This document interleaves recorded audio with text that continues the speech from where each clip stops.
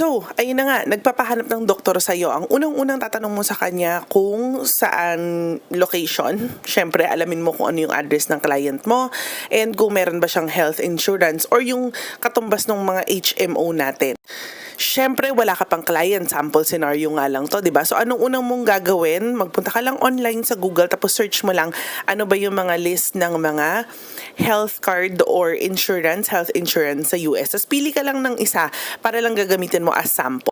And then, ngayon na may sample location ka na, tsaka sample health insurance, tapos alam mo ang hinahanap mo na doctor is for the heart or for the lungs or whatever, cardiologist, ayun! So, naghahanap ka ng cardiologist. Ang unang-unang pupuntahan mo is yung website, or may dalawang website tayo na pinupuntahan para makahanap ka ng mga doktor. The first website is ito yung first website natin, zocdoc.com. So, dati hindi siya gumagana kapag wala kang VPN